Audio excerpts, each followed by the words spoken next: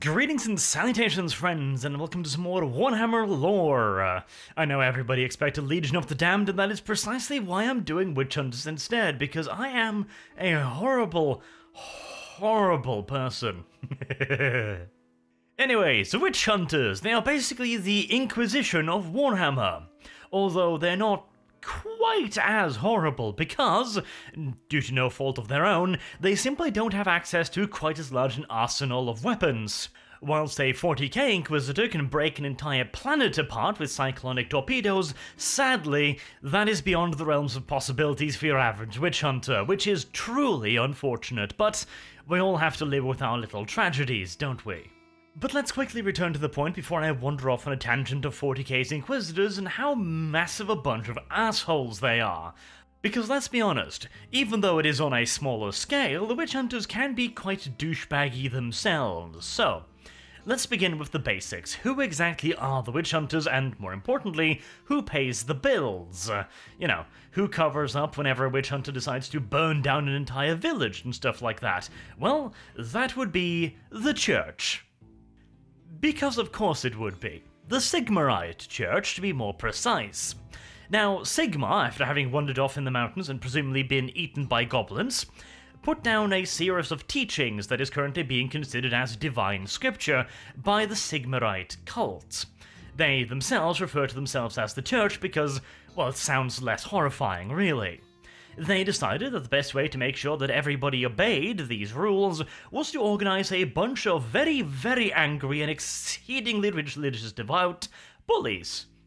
Basically, to wander the countryside and make sure that no sign of heresy is allowed to remain unburned.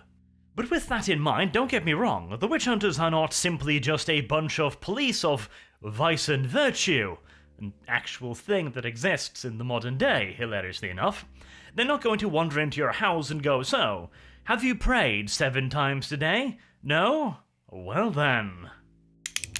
And yes, if you are beginning to see a pattern combining the sound of a gun being cocked and Inquisitors, or in this case Witch Hunters, then yes, you might be onto something. Anyways, that's not what they do. They don't wander around making sure that you abide by the many, many and exceedingly finicky teachings of the Sigmarite Church. That would simply be just too much bother. Not to mention, if they had to cook every poor sod who didn't abide by the many, intricate, and exceedingly finicky and specific teachings of their church, well, there wouldn't be a whole lot of faithful left, now would there? So no, the Witch Hunters do not bother themselves with things like bathroom etiquette or any such other nonsensical minor part of their overall religion. Instead, they busy themselves hunting down the things that are, quite literally, anathema to said religion. Witches, warlocks, hedge wizards, mutants, cultists, chaos spawn, the undead, and all manners of other wonderful, wonderful things. Like necromancers, monsters, worshippers of the dark gods, demons, and of course, blasphemers and deviants. Now, do note that there is a certain leeway to be had here. Terms such as blasphemers, sinners, or deviants, that's for when the Witch Hunters need to judge people that are on the peripheries on larger sins. Let us, for example, say that a witch hunter finds a statue to the dark gods in the middle of a village. Well, obviously, the person who owns said statue needs to be strung up by his balls from a cedar tree with a large anthill at its bottom. The victim, the guilty criminal will then be coated in honey and left to return to nature via the digestive systems of millions of tiny little ants. And whilst, yes, this execution method does have some potential weaknesses, like for example the ants deciding to eat the jewels first, thereby releasing the man early from his sentence, some sacrifices need to be made in the name of cool points, okay? That is unfortunately just how it is. Alternatively, the witch hunter could just, shoot him through the back of the head, but, again, cool points. But to return, as always, to the point, he has found this statue of the Dark Gods inside of a village. Now, the man who has the statue has already been fittingly punished by the local ant population, so that's out of the way. However, Can one really be sure that the other people in the village are free of sin? Well, of course not. For all you know, they could have had congregations every day, gathering around the statue of the filthy, filthy little deity, and having disgusting mass orgies or some other such things. Sigmar only knows what manner of deviant behavior could have been practiced in that very house. In fact, just simply being inside the house might be enough to corrupt one's soul, and standing upon the heavily stained carpet, well, that's a surefire way to get a one-way ticket to damnation, that's for damn sure. So clearly the house is going to have to be burned. No real way around that. But again, however, the question is, how wide does the corruption really stretch? Well, one could of course always take the risk that maybe this was just a really, really creepy dude who had some nasty fetishes and liked carving strange and creepy things out of stone, which is why the giant ossified penis was found inside his living room. But let us be clear here, such mercy is merely the weakness of those too effete to carry out good Sigmar's will. No. No such chances can be taken. It is, anyways, almost certain that the rest of the village population has in some way been corrupted by the presence of said ossified giant penis. At the very least, the mere proximity to such a hideous thing is enough to make them, at the very least, deviants and probably heretics. After all, likes attract likes, and if this deeply disturbed gentleman decided to settle in this particular place, well, clearly he did so because he felt that his nasty, nasty hobbies were somehow accepted, and so better be safe rather than sorry, and burn down the whole goddamn place, because again, they were probably deviants. And in most cases, no eyebrows will ever be raised against such a thing. If a witch hunter wanders into a village, comes back out and says, "Nope, we're gonna have to bust out the branding irons here, I'm afraid. Whole thing's got to go." There are very, very, very few organizations within the Empire that can really question that decision. And let's be entirely honest here, there are very few organizations that would bother to question such a decision. It would bring them no end of headache, and for what? A bunch of filthy peasants out in the countryside? One has better things to worry about, thank you very much. Now, of course, there are exceptions. Like in every society, having lots and lots and lots of money does offer a certain protection from the legal system and even the religious system. If the village happened to have the mansion of a ludicrously wealthy or politically influential noble, that would in all due likelihood put a certain damper to the fireworks. However, it is important to point out that witch hunters are often considered to be a little bit above the law. Now, I will point out one thing. At the beginning of the video, I said that they were sponsored primarily by the church, and they are. The Templar witch hunters are the core of the witch hunters. They are the quote-unquote proper witch hunters, and have the full backing of the cult of Sigmar. They can do pretty much whatever they want, and very, very, very few will have any recourse against them. Even if you were to be a very influential noble, taking on the church, bad idea. Your best bet is to simply write off whichever family member had a particularly vile fetish, and hope to God, or in this case Sigmar, that the witch hunters decide to not delve any further into your family business. However, there are some witch hunters which are more on the periphery of the organization. Some of them might be even mercenaries hired to conduct essentially the business of being a witch hunter. Indeed, they might even have been hired by other nobles to essentially take on the mantlet of a witch hunter and try to find some nasty nonsense.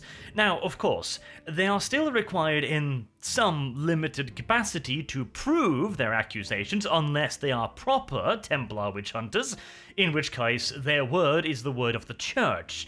But basically, anyone could, technically speaking, be a witch hunter as long as they bring some form of heresy to the church's attention. Kind of a citizen arrest thing, but again, I wouldn't really call those people witch hunters per se. I would probably call those, well, mercenaries, temporarily engaged in the business of witch hunting rather than proper witch hunters. There is one exception, though. You might have a person that is completely and utterly convinced of his own righteousness, a good old-fashioned zealot that has no official backing from the church, yet decides to don the mantle of witch hunter, not through any, goals of rising within the church, or through any ideals of power or anything like that, but through the pure idea of wishing to rid his nation of the curse that is the dark arts, etc. That is also entirely possible, and these individuals will usually be recognized by the church as righteous individuals. Although, of course, if they were ever to overstep, well, let's just say that the church would rather rapidly distance themselves from the now problematic individual. And whilst we're off on this little tangent, let's actually take up a rather important point, shall we? Namely, the Church of Sigmar's power within the Empire. Because obviously, the witch hunter's ability to do whatever the fuck they want is highly dependent on the strength of their parent organization, being able to scare off everybody else from, hunting them down and killing them for burning an entire village to death. Now, you might be thinking, once again, they are but mere peasants, but those mere peasants were paying somebody taxes at some point, and, well, most local nobles take issue with random people burning their tax-paying population. And luckily for our adorable little arsonists, the church has a pretty goddamn strong position. Now, obviously, being the church alone is enough to give them a fair bit of leeway in how they deal with things. First and foremost, they have the support, or at the very least, the fear of the people. That alone goes a pretty damn long way. If you can count on the masses to rally to your cause, well, you can get away with quite a lot of nonsense. And when they're also afraid of you, oh, even better.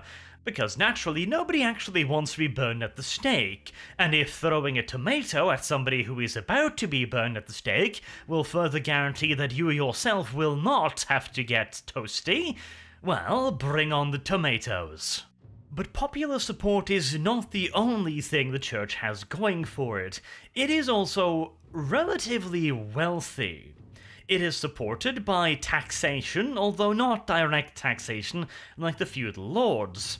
It also has a fair bit of privileges in society, allowing them to amass a fairly considerable amount of cash.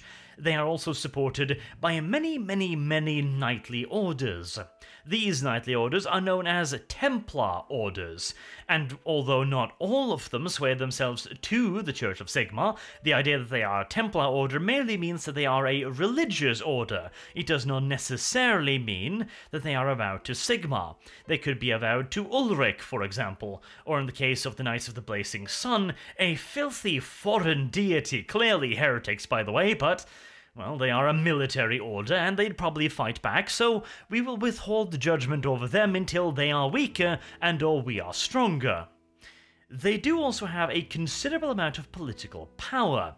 Before getting into that, a little bit of backstory. Now, most of you will already know this, but when the Emperor dies, he is replaced by a person elected by the Electoral College, working somewhat similar to the Holy Roman Empire of our own timeline. Now, back in the day, there were 12 electors, one for each of the major states within the empire. 2 of these electors have since fallen, meaning that there are only 10 elector counts left. However, the Electoral College have been bolstered by the membership of other non-elector counts, bringing the total membership up to 15. And a full 3 of the seats on this Electoral College belongs to the cult of Sigmar, 1 being the Grand Theogonist and 2 of his Archlectors. Now, obviously, the Archlectors take their cue from the Grand Theogonist, meaning that the Grand Theogonist essentially has 3 votes on who becomes the next emperor. This in turn translates rather obviously to very, very, very significant political power. The Grand Theogonist essentially sits on 3 out of 15 votes. No other single elector controls such a large margin. In fact, the Grand Theogonist is the only person amongst the elector counts that control multiple votes. Now, of course, there is a chance that the Arch-Electors might revolt against their Grand Theogonist, but this is exceedingly rare. Not only would they essentially be declaring their position to be in opposition to what is essentially the Pope, they would also have to have built up quite a following, let us say. This would quite literally be an open revolt inside of the church, and if said Arch-Lector expects to live beyond sundown, he had better have secured himself a considerable amount of public support, so doesn't happen very often. And while, of course, 3 votes does not guarantee anything in an electoral college made up of 15 voters, considering the fact that the next emperor will, in almost all circumstances, come from amongst these elector counts, that means that you're pretty much guaranteed that whoever the Grand Theogonist puts his weight behind will have 4 out of 15 votes right off the bat, and that is a considerable head start. Which means that no major noble will ever actively piss off the Grand Theogonist, and in turn, the various sub-nobles under the elector counts will be very, very careful in snubbing the church, lest the church go crying to daddy, and daddy then go yelling to mummy, mummy in this case being the electoral count. And whilst, of course, the nobles themselves have considerable privileges and rights, they would have to have a waterproof case of one of these rights being violated unjustly by a servant of the church before they would dare bring it up. So, a witch hunter would have to do something really, really, really far over the line for this to actually be a problem. In other words, as far as normal people are concerned, and even lesser nobles, a witch hunter is, quite literally, untouchable. Not quite to the degree of Inquisitors in 40k, but very, very close. It should also be pointed out, however, that the Church and the witch hunters have not always seen eye to eye. As much as I keep saying that the witch hunters are backed by the Church, which they are not necessarily a Church-ran organization. They do have a fair bit of independence, or perhaps it would be better to say that the witch hunters are wild dogs kept on a fraying leash. The Church certainly has a fair bit of control over them, but that control is far from fault-free.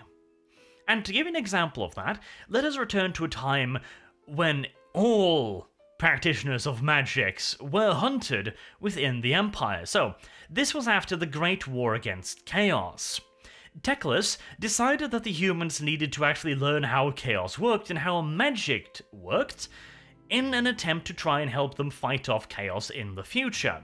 So, with the help of the great and mighty Magnus the Pious, he created the Colleges of Magic to regulate the use of sorceries within the Empire and teach them how to control their gifts. At the time, anyone inside the Empire who had any kind of magical abilities were considered to be heretical outlaws, witches and warlocks, etc. The only exception were the churches, Sigmar and Ulrich, because they decided that their magic was not magic at all, but miracles. The High Elf mages were amused by this idea, but Teclis himself ruled that they would not, in any way, try and dispute this point. He thought it better for the humans to cling on to their superstitions, rather than teaching them that magic was magic and that there was no such thing as divine miracles. A point, by the way, which can somewhat be disputed, because all magic comes from the warp. The only real difference is the source.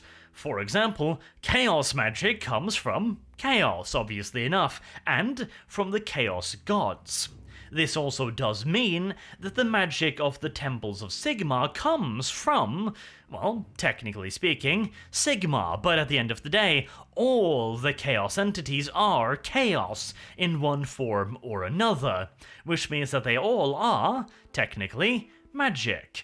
And Teclix didn't want to muddy the waters. He figured that if the humans were able to maintain such a simple outlook on magic, well, frankly, that couldn't really hurt. If he tried to explain to them that all magic was basically in some way or form tainted, well, the humans were unlikely to take that particularly well. And indeed, many humans didn't take that particularly well at all. The idea that magic would now become legal, although in a heavily controlled form. The witch hunters were, of course, amongst the people who spoke out against it. However, Teclix had thought of this as well. He offered a compromise. All mages that would come to him and subject themselves to a test to see if they were pure enough to be taught would be given the chance. Teclix and his mages would then check that they had not been irreversibly corrupted by the magical talents. If they were, they would disappear. If they were not, they would be the first entries into the colleges of magic, and would be taught by Teclix and his disciples. Everybody that didn't show up at his doorstep, well, here's the thing. At this point in time, human magic was incredibly unsophisticated in comparison to that of the High Elves. A High Elf mage could sense the presence of a human mage from dozens of miles, which obviously meant that they were the best witch hunters the Empire had ever goddamn seen. And so when the amnesty ran out, they simply just swept the Empire for anybody and everyone they could find, and made them disappear as well. Now, a few did apparently escape these purges, but they were very few indeed. And this comprehensive and merciless act of cleansing was enough to make the witch hunters go, okay, fine. Grudging acceptance, certainly, but acceptance nevertheless. And from that day hence, magic became legal in the Empire. Again, strictly monitored and organized, but legal to a certain extent. The witch hunters are still somewhat dubious, shall we say, and they will happily investigate even licensed mages, and any mage who knows what's best for him is going to allow the investigation to continue unhindered, because even the slightest hint of impropriety is going to make him the main attraction at the next public burning, if you get my drift. And speaking of investigations, as you probably gathered by now, an individual witch hunter has limited resources. He would essentially have to be Sherlock Holmes, figuring out everything by himself, but the witch hunters do not, of course, operate in such a manner. The witch hunters are an organization, and again, we'll have to return to the whole organization question a little bit later. I touched upon it briefly already, but it is a slightly larger subject. Witch hunters are often organized into charters or larger scale organization, again, the Templars being a prime example, that employ networks of spies and informants to tell them where heresy may be afoot. This spy network has increased in size rather considerably over the thousands of years that witch hunters have been operating in the Empire. At this point, they cover practically the entirety of the nation-state, and have infiltrated almost every single layer of society to varying degrees, depending upon the organization in question. And unsurprisingly, as the number of people looking for heresy grows, the amount of heresy they find has also grown. Odd how that tends to work out. And so, of course, the size of the witch hunters' organizations have also grown, and have loosened their charters quite significantly and tightened it up again to varying degrees over the literal thousands of years that the Order has been operational. At some point in their history, they have been very, very loosely organized, small groups of witch hunters doing whatever they want to do within certain organizational limits. Occasionally, for example, they have almost entirely been organized in local groups, perhaps sponsored by a local noble. Other times, they might have been organized by the Emperor himself in more nation-spanning pursuits, like for example after the Great War against Chaos and under the reign of Magnus the Pious. And of course, along with the size of the organization, their tactics have also varied. For example, let us take some of the various type of witch hunters to try and get a little bit deeper into it. So, there's of course the Templars, which I've talked about at length. Their jurisdiction comes from the cult of Sigmar, which means that their power is virtually limitless. They can go wherever they want and do practically whatever they want, with minimal intervention from local nobles, authorities, police, guards, etc., etc. They are beholden to virtually no authority other than the church itself. This means that they can employ a very wide variety of tactics. One, they can employ large networks of spies and informants, because they can pay them. They can organize a band of mercenaries into small private temporary armies if they need to take on large organizations of heretics. They can band together in larger gangs of Templar witch hunters to take on larger tasks. For example, like when the Grand Theocnis ordered witch hunters to move into the city of Mordheim to try and cleanse it of its corruption, a crusade, quote-unquote, which is still ongoing.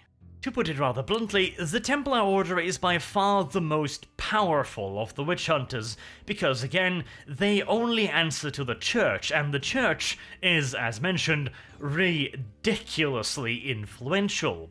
But let's look at a somewhat more limited style of witch hunter, one hired by a local noble for a very, very specific purpose. Again, in this case, I somewhat dispute the title of witch hunter, because while it is certainly a descriptive term, he isn't really a witch hunter. He's more along the lines of a hired enforcer with a very particular purpose, in this case being heresy. So again, witch hunter works, but I would stress the slightly more subtle undertones of his, well, employment, to put it like that. Such a hunter will usually be a seasoned individual, maybe an ex-Templar, or a veteran, or an investigator, or some such other person that is trusted by the local nobility, or has a reputation for solving cases like this. Let us, for example, say that a bunch of corpses, with chaos runes carved into their flesh, washed up in a river somewhere. The local noble might, justifiably so, be worried that some cultists are operating in his lands, and that kind of shit is something that a local noble would like to stamp out rather quickly, unless it bring the attention of the proper witch hunters to his territory. And as I've mentioned previously, the witch hunters tend to be a somewhat blunt instrument. They are not a scalpel, they are at best a very large cudgel. And even though they might stamp out the cult, they might also stamp out a dozen or so villagers while doing it. Whilst a witch hunter with a relatively clearly defined mission by a noble, well, again, he will have a relatively clearly defined mission, figure out who dumped the creepy corpses in the river, and once that is done, that is all he needs to do. He just needs to arrest, preferably, or alternatively, kill the people responsible for that action.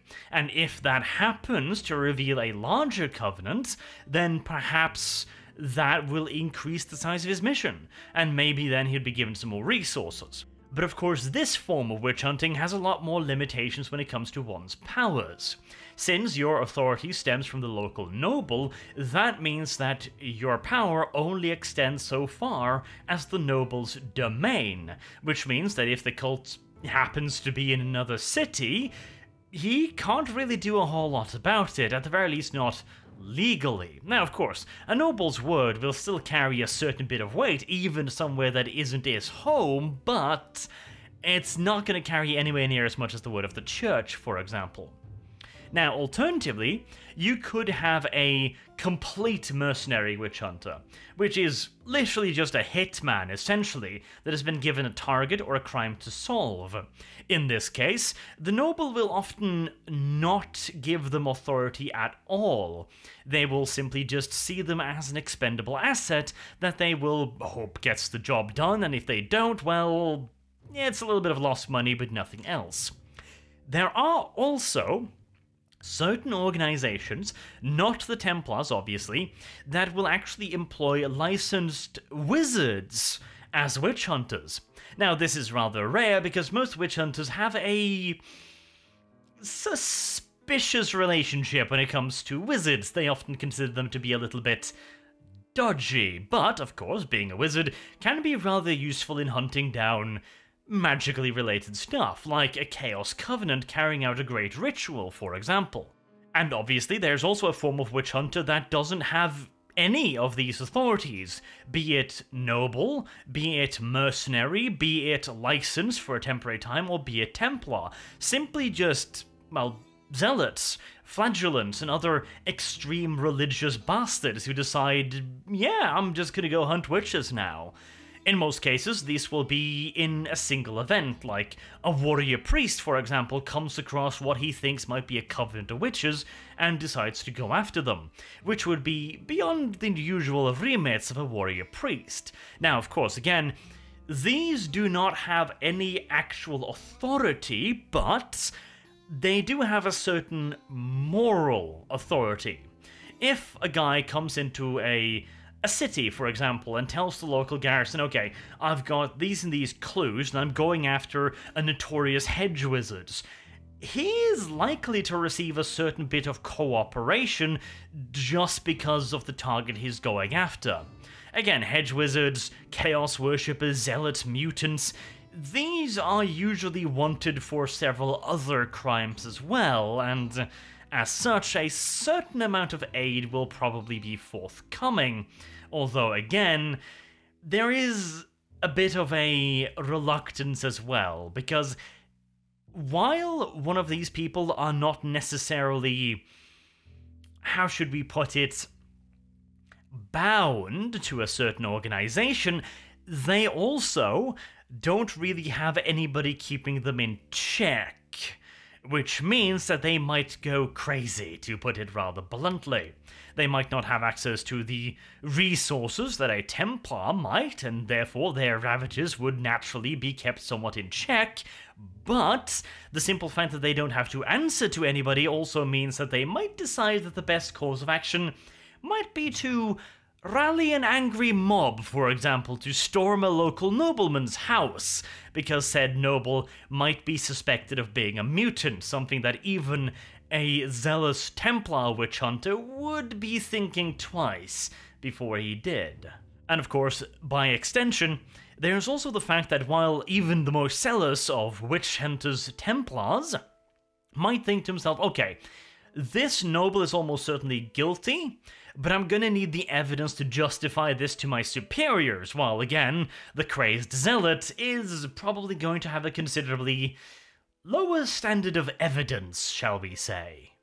Because believe it or not, but there is actually a procedure to all of this. Technically speaking, a witch hunter isn't allowed to simply just kill somebody. He does technically need a certain degree of evidence. However, this is where good old-fashioned wording gets a little bit interesting.